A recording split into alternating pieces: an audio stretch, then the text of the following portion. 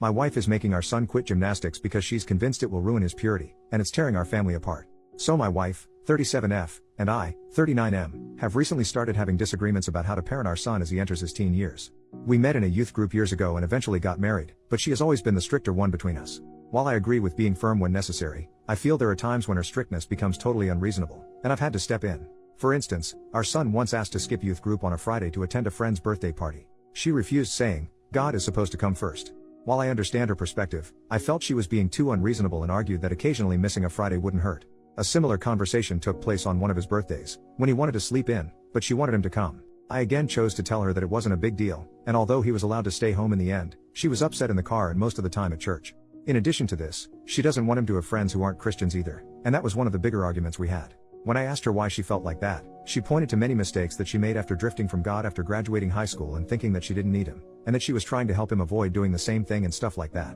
I told her that while I understood where she was coming from, forcing him to do or go to something he doesn't want to, will not help him long term and only make him resentful later on, but she's convinced that he'll turn to drinking and other stuff like she did, and she often says those memories often stick with her to the point where she doesn't want him ever having to live her mistakes. The reason I'm writing this is because of our latest argument. She wants him to quit gymnastics because she thinks that being around a bunch of girls in tights is unhealthy, along with how God wants us to shield our eyes from things that could distract us from him. She also says the sport provides a lot of easy opportunities for him to become lustful in an environment that seems completely normal, and I already knew that trying to talk her out of this one would be almost pointless, but I tried nonetheless. I told her that while she can think whatever she wants, it doesn't mean that others will think the same way. I also told her that there's nothing immoral about doing gymnastics, and especially since he's passionate about it, but she said she didn't want him around an environment that often harbored girls of different ages, and that the last thing she wanted was for him to start looking at younger girls. This is where I snapped and told her that while I supported her desire to talk to him about purity, that she is wrong for putting her religious bias in everything and assuming the worst for our son. I also told her that she is wrong for assuming our son would think like that, along with how she's wrong for viewing gymnastics in that light.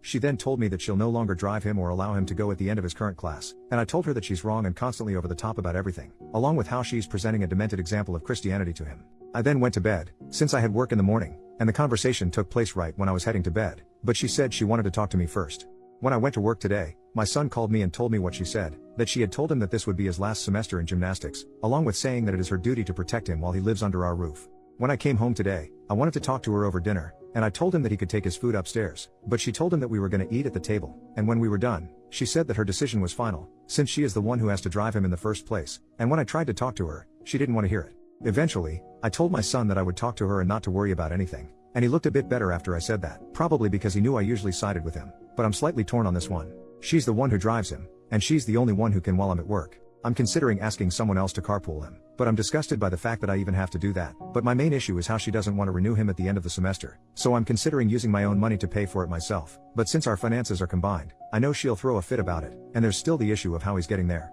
I'm open to any advice that I can get to make this work. I believe that she's wrong and that he shouldn't have to quit just because of her assumptions, but I also know that the real issue lies within our marriage. I've suggested counseling to her, but she refuses to go, so I went by myself for a while, and it did do some good. I want to make things work, and I understand that she's been through a lot, thus why she's so adamant about him staying close to God. But I disagree with the way she's going about it, and I'm questioning if I'll ever be able to fully get through to her. Update, 6 days later. It's been a couple of days since my original post, so I'll get right into it. Being completely honest, this whole situation that has been brewing for years has made me grow tired of her religious nonsense and somewhat religion as a whole, since it can sometimes become a scapegoat for petty beliefs that people want to promote under the guise of something like that, and I think it's very manipulative. For years, I did nothing because the thought of separation and the opinions that would follow from our church and parents and friends would be overwhelming, considering how some really consider it taboo to get divorced even if it's none of their business. But, to be honest, I don't really care anymore. I've been growing more numb to religion over the past few years because of her, and after hearing her suggest that our son would look at girls in the very same environment that he's grown up around for years in a lustful way,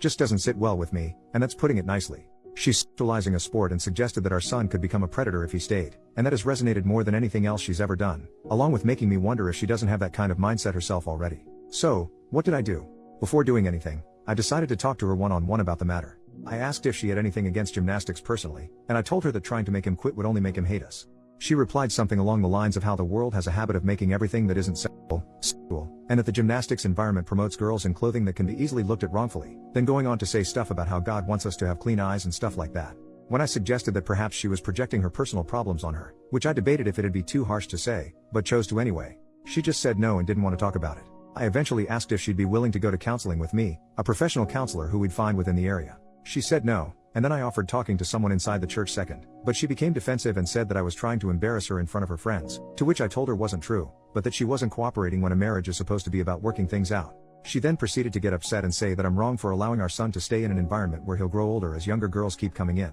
and that it says a lot about what I'm comfortable about looking at, by allowing him to do so, and I was done after that, since I felt she was accusing me of being unfaithful simply because I don't think he should quit gymnastics. Sure, I could talk to other parents and try to arrange a carpool, and I could drive him myself if I could get off early enough from work on some days too, but I can't control what she does at the house when I'm not there, since she already talked to him behind my back on numerous occasions while I'm at work, trying to explain why she wants him to quit and whatnot, and if she doesn't want to talk or cooperate with me, then what more can I do? I talked to my son, told him that we'd be going up to my parents for the weekend and potentially a bit longer, and I was direct in telling him why. I told him again that I'm on his side and that she is sexualizing a sport and minors in a way that is very inappropriate, and that the last thing we need is to deal with that as he goes into his teen years. I also apologized for enabling her for so many years while being afraid of the idea of separation, and while I heavily debated whether or not I should be this direct about explaining everything at his age. I did because I didn't want him to feel that I kept things from him as he grew older and throughout this situation, and I also told him how it was making me stressed at work and unable to focus on my job, which allowed him to open up and tell me that he feels guilty about wanting to go, which I told him was wrong and that he has nothing to feel guilty about.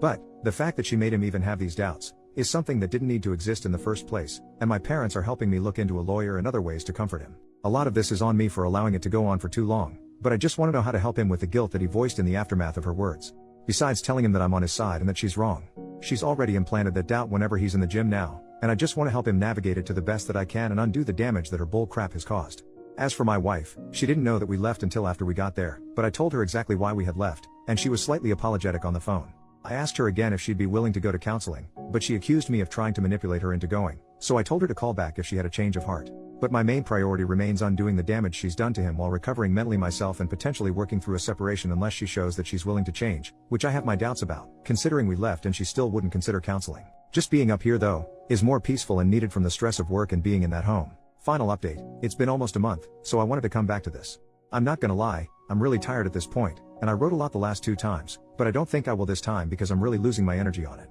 Basically, when we were still staying at my parents', I told her why we left and that I'd return if she had a change of heart when we first talked, but she refused to budge on her stance that it is inappropriate for him at his age to be in the same gym as little kids, and preferably girls from a purity standpoint, since she believes that the world has a habit of turning everything that isn't sexual into something sexual, and she believes that the sport just serves as eye candy to lustful people who can watch girls run around in leotards, as she often points out, and she's told him this bull crap while I'm at work, and it drove me crazy. I couldn't focus when in the back of my mind, she's at home telling him crap that I'll have to undo later. And I've stated in my update that a lot of her behavior is on me for being lax over the years, but I'm trying to do better, but it's been really stressful and it still is almost a month later. When we were at my parents', we stayed there for a little while, but she began to tell her parents and mutual friends false things about me, to the point where her parents and some of them began to call me or message me on her behalf and call me a bad husband along with other things, and apparently she told them that I kidnapped our son, along with other things about how I'm this horrible person because of her lies, not to mention something about me putting my hands on her once too, which I swear never happened once in our life or even when we were talking about going to counseling. My parents told me that she was trying to guilt me into returning under her terms and that I should continue to stay with them because she has truly gone off the rails, and we've been here ever since, but I've taken a leave from work because my mind hasn't been in a good place for over a month,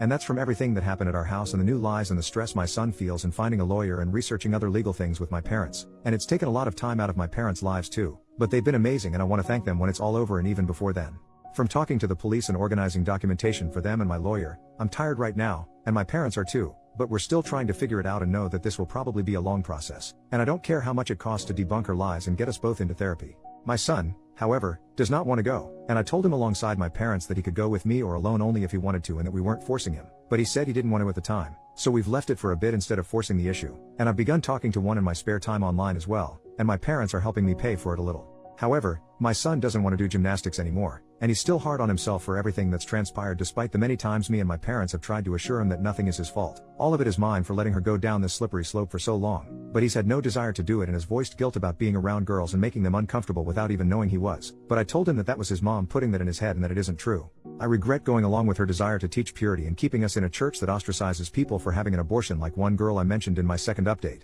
the same church that she has spread her lies to about me, and I have no intention of ever returning there again. In regards to his schooling, that's another mess at the moment. He hasn't been in class because she went to them too, and my lawyer thinks it's best to hold off on that for the moment for his well-being with others and the fact that she could show up there herself, but he wants him to go back sooner rather than later, and I do too, and I'm trying to see if there's a way that he can do most of his work online or something, but I'm still working on that at the moment. But most importantly, I'm trying to help encourage him to speak to someone for how he feels that's far beyond how I'm able to help him from a professional standpoint, and standing by him until he decides to do anything else. From a mental standpoint, he feels guilty like I said, not just for what happened with mom, but about the things she said to him about him lusting after girls without him knowing it at gymnastics, stuff that I don't want him developing a complex about over her nonsense. But my other main priority is getting a divorce after this last straw. I can't take it anymore, and I don't know how much longer this will continue. Probably a while, but he's tired of gymnastics and not in a good state right now, and my parents think it's best to probably have him go to see someone sooner rather than later, which is why I'm probably going to make him go at some point, although I don't know the best way to do that without coming off as forceful in a way that he'll resent. And if anyone has any advice on how to make him go in a way that doesn't make him upset or resentful or unwilling to potentially help us with some of the legal stuff she might have said to him, although I know that that is not my first priority, I'd really appreciate that, as it hasn't been easy on him, and I just want it to be over. But I'm aware that this is the consequence of letting her get away with small things over the years that boiled into this. But if we can come out all right, then maybe we can both somehow be stronger at the end of it.